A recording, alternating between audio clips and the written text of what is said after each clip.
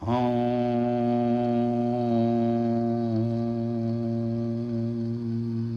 हरि श्री हरि श्री हरि।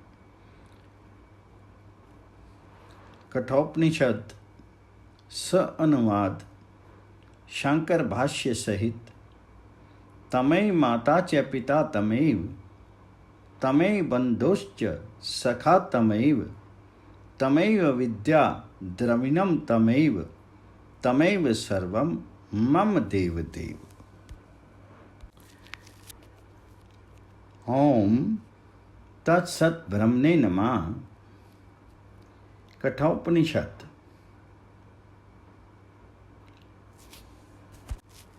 शांति पाठ।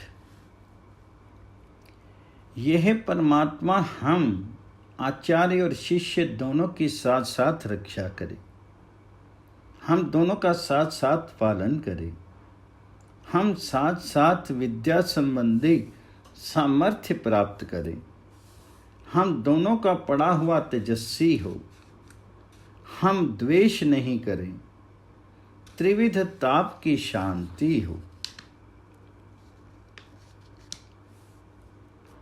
संबंध भाष्य। ओम ब्रह्म विद्या के आचार्य सूर्य पुत्र भगवान यम और नचिकेता को नमस्कार है।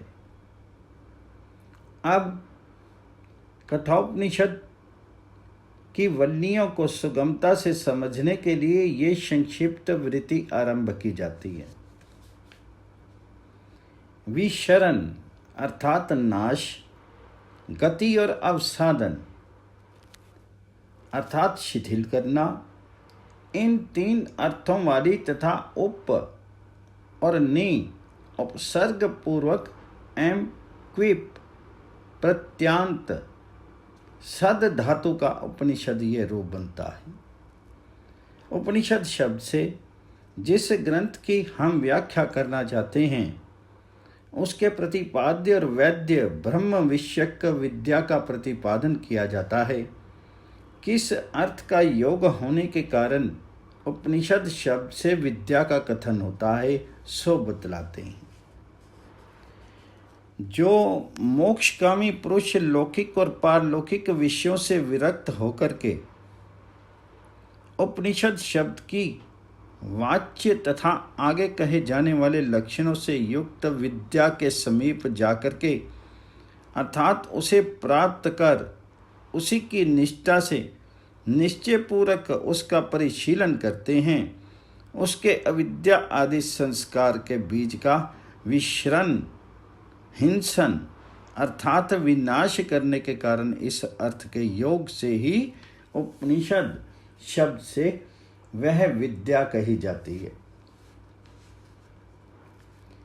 ऐसा ही आगे श्रुति कहेगी भी उसे साक्षात जान करके पुरुष मृत्यु के मुख से छूट जाता है। अर्थात पूर्वोक्त विशेषणों से युक्त मुमुक्षुओं को ब्रह्म विद्या पर ब्रह्म के पास पहुंचा देती है। इस प्रकार ब्रह्म के पास पहुंचाने वाली होने के कारण इस अर्थ के योग से ही ब्रह्म विद्या उपनिषद है। ऐसा ही ब्रह्म को प्राप्त हुआ पुरुष शुद्ध और अमर हो गया। इस वाक्य से श्रुति आगे कहेगी भी जो अग्नि भू भव आदि लोकों से पूर्व सिद्ध ब्रह्मा से उत्पन्न और ज्ञाता हैं, उससे संबंध रखने वाली विद्या जो कि दूसरे वर्ष से मांगी गई है और स्वर्ग लोक रूप फल की प्राप्ति के कारण रूप से लोकांतरों में पुनः पुनः प्राप्त होने वाले गर्भवास जन्म और वृद्धावस्था आदि उपद्रव समूह का अवसादन अर्थात शिथिल्य करने वाली है। अतः वह अग्नि विद्या भी सद धातु के अर्थ के योग से उपनिषद कही जाती है। स्वर्ग लोक को प्राप्त होने वाले पुरुष अमृत प्राप्त करते हैं, ऐसा आगे कहेंगे भी। शंका। किंतु अध्ययन करने वाले तो उपनिषद शब्द से ग्रंथ का भी उल्लेख करते हैं। जैसे हम उपनिषद पढ़ते हैं अथवा पढ़ाते हैं इत्यादि।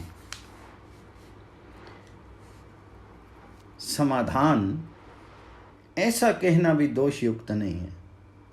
संसार के हेतुभूत अविद्या आदि के विशरण आदि जो कि सद धातु के अर्थ हैं, ग्रंथ मात्र में तो संभव नहीं है, किंतु विद्या में संभव हो सकते हैं।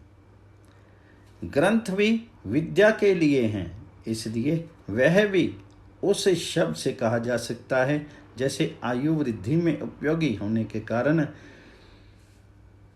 धृत आयु ही है, ऐसा कहा जाता है। इसलिए उपनिषद शब्द विद्या में मुख्य वृत्ति से प्रयुक्त होता है तथा ग्रंथ में गौणी वृत्ति से। इस प्रकार उपनिषद शब्द का निर्वचन करने से ही विद्या का विशिष्ट अधिकारी बतला दिया तथा विद्या का प्रत्यगात आत्म रूप पर ब्रह्म रूप विशिष्ट विषय भी कह दिया। इसी प्रकार इस उपनिषद का संसार की आत्यंतिक निवृत्ति और ब्रह्म प्राप्ति रूप प्रयोजन तथा इस प्रकार के प्रयोजन से इसका साध्य साधन रूप संबंध भी बतला दिया। अतः उपयुक्त अधिकारी विषय प्रयोजन और संबंध वाली विद्या को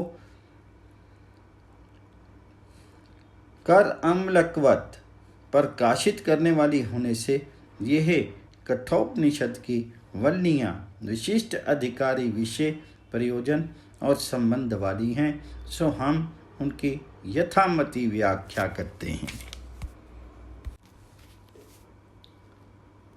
प्रथमो अध्याय प्रथमा वल्ली। प्रसिद्ध है कि यज्ञ फल के इच्छुक वाजश्रवा के पुत्र ने विश्वजीत यज्ञ में अपना सारा धन दे दिया। उसका नचिकेता नामक एक प्रसिद्ध पुत्र था। यहाँ जो आख्यायिका है वह विद्या की स्तुति के लिए।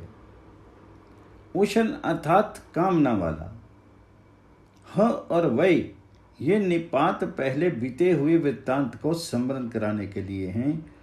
वाज अन्न को कहते हैं, उसके दान आदि के कारण जिसका श्रव यानी यश हो उसे वाज श्रवा कहते हैं, अथवा रूढ़ी से भी यह उसका नाम हो सकता है। उस वाज श्रवा के पुत्र वाज श्रवस ने, जिसमें सर्वस्व समर्पण किया जाता है, उस विश्वजीत यज्ञ द्वारा उसके फल की इच्छा से यजन किया।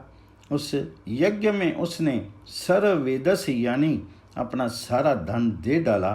कहते हैं उस यजमान का नचिकेता नामक एक पुत्र था। जिस समय दक्षिणा स्वरूप गौएं ले जाई जा रही थी, उसमें यद्यपि अभी वह कुमार ही था, श्रद्धा अर्थात आस्तिक्य बुद्धि का आवेश हुआ। वे सोचने लगा, जो कुमार अर्थात प्रथम अवस्था में ही स्थित है और जिसे पुत्र उत्पादन की शक्ति प्राप्त नहीं हुई, उस बालक नचिकेता में श्रद्धा का अर्थात पिता की हित कामना से प्रयुक्त आस्तिक्य बुद्धि का आवेश प्रवेश हुआ। किस समय प्रवेश हुआ, इस पर कहते हैं जिसमें ऋत्विक और सदस्यों के दिए दक्षिणाएं लाई जा रही थी, अर्थात दक्षिणा के लिए विभाग करके गौएं लाई जा रही थी। उस समय नचिकेता ने श्रद्ध आविष्ट होकर के विचार किया। किस प्रकार विचार किया, सो बतलाते हैं। जो जल पी चुकी हैं, जिनका घास खाना समाप्त हो चुका है, जिनका दूध भी दोह लिया गया है और जिनमें प्रजनन शक्ति का भी अभाव हो गया है, उन गौओं का दान करने से वे दाता जो आनंद शून्य आनंद लोक है उन्हीं को जाता है। दक्षिणा के लिए लाई हुई गौओं का विशेषण बतलाते हैं। जिन्होंने जल पी लिया है वे पीतोद का कहलाती हैं। जो तृण घास खा चुकी हैं, अर्थात जिनमें और घास खाने की शक्ति नहीं रही है, वे जगत तृणा हैं, जिनका शीर नामक दोह दिया जा चुका है। वे दुग्ध दोहा हैं तथा निरिंद्रिया, जो संतान उत्पन्न करने में असमर्था अर्थात बूढ़ी और निश्चल गौएं हैं। उन इस प्रकार के गौओं को दक्षिणा बुद्धि से देने वाला यजमान, जो आनंद अर्थात सुखहीन लोक है, उन्हीं को जाता है। पिता पुत्र संवाद। तब वह अपने पिता से बोला, हे तात, आप मुझे किसको देंगे? इसी प्रकार उसने तिबारा भी कहा। तब पिता ने उससे, मैं तुझे मृत्यु को दूंगा, ऐसा कहा। तब इस प्रकार यज्ञ की पूर्णता न होने के कारण पिता को प्राप्त होने वाला अनिष्ट फल मुझ जैसे सतपुत्र को आत्म बलिदान करके भी निवृत्त करना चाहिए। ऐसा मान करके मैं पिता के समीप जा करके बोला, हे तात, आप मुझे किस ऋतिक शेष को दक्षिणा में देंगे? इस प्रकार कहने पर पिता द्वारा बारंबार उपेक्षा किए जाने पर भी उसने दूसरे तीसरे बार भी यही बात कही कि मुझे किसको देंगे, मुझे किसको देंगे। तब पिता ये सोच कर कि ये बालकों के से स्वभाव वाला नहीं है, क्रोधित हो गया और उस पुत्र से बोला, मैं तुझे सूर्य के पुत्र मृत्यु को देता हूँ। पिता द्वारा इस प्रकार कहे जाने पर वह पुत्र एकांत में अनुताप करने लगा। किस प्रकार वो बतलाते हैं। मैं बहुत से शिष्यों या पुत्रों में तो प्रथम मुख्य वृत्ति से चलता हूँ और बहुतों में मध्यम वृत्ति से जाता हूँ। यम का ऐसा क्या कार्य है जिसे पिता आज मेरे द्वारा सिद्ध करेंगे?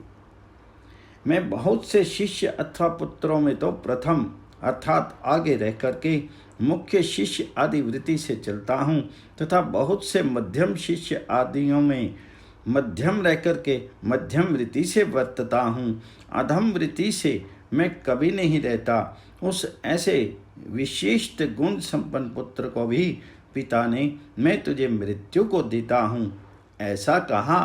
परंतु यम का ऐसा कौन सा कर्तव्य प्रयोजन इन्हें पूर्ण करना है जिसे ये इस प्रकार दिए हुए मेरे द्वारा सिद्ध करेंगे?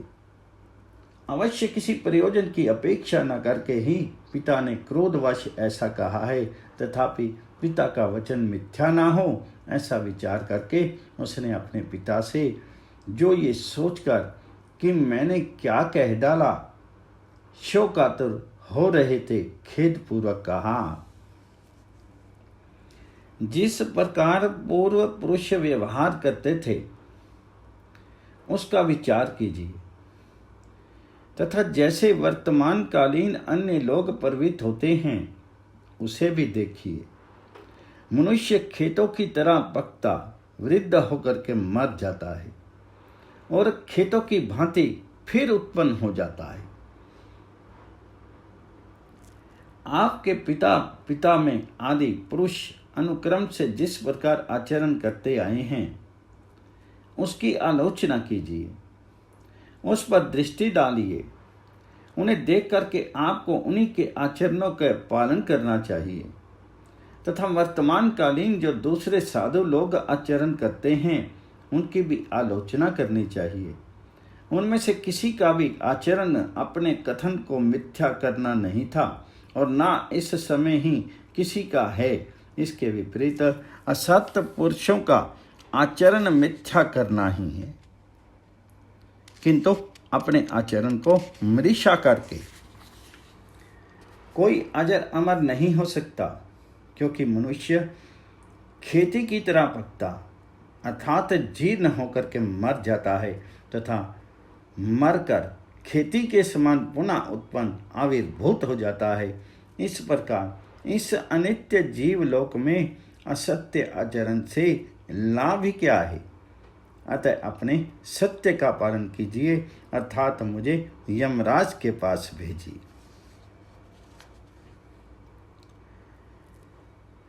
यमलोक में नचिकेता।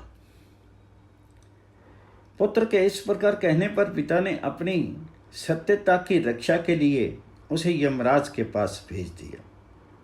वह यमराज के घर पहुंच करके 3 रात्रि टिका रहा, क्योंकि यम उस समय बाहर गए हुए थे। प्रवास से लौटने पर यमराज से उनकी भार्या अथवा मंत्रियों ने समझाते हुए कहा, ब्राह्मण अतिथि होकर के अग्नि ही घर में प्रवेश करता है। साधु पुरुष उस अतिथि की यह अर्ध्यपाद्य दान रूपा शांति किया करते हैं। अतः हे वैवस्वत, इस ब्राह्मण अतिथि की शांति के लिए जल ले आ जाइए। ब्राह्मण अतिथि के रूप में साक्षात वैश्य नर अग्नि ही दग्ध करता हुआ सा घरों में प्रवेश करता है। उस अग्नि के दाह को मानो शांत करते हुए ही साधु ग्रस्त जन ये पाद्य आदि दान रूप शांति किया करते हैं। अतः हे वैवस्वत, नचिकेता को पाद्य देने के लिए जल ले जाइए, क्योंकि ऐसा ना करने में प्रत्यवाय सुना जाता है। जिसके घर में ब्राह्मण अतिथि बिना भोजन किए रहता है, उस मंदबुद्धि पुरुष की ज्ञात और अज्ञात वस्तुओं की प्राप्ति की इच्छाएं, उनके संयोग से प्राप्त होने वाले फल, प्रिय वाणी से होने वाले फल, याग आदि इष्ट एवं उद्यान आदि पूर्त कर्मों के फल तथा समस्त पुत्र और पशु आदि को वह नष्ट कर देता है। जिसके घर में ब्राह्मण बिना भोजन किए रहता है, उस मंदमति पुरुष के आशा प्रतीक्षा, आशा जिनका कोई ज्ञान नहीं है, उस प्रातव्य इष्ट पदार्थ की इच्छा तथा अपने प्रातव्य ज्ञात पदार्थों की प्रतीक्षा एवं संगत, उनके संयोग से प्राप्त होने वाले फल, सुनिरिता अर्थात प्रिय वाणी और उससे होने वाले फल, इष्ट अपूर्त अर्थात इष्ट याग आदि से प्राप्त होने वाले फल और पूर्त, बाग बगीचों के लगाने से होने वाले फल तथा पुत्र और पशु, इन उपयुक्त सभी को नष्ट कर देता है। अतः तात्पर्य ये है कि अतिथि सभी अवस्थाओं में अनुपेक्षणीय है।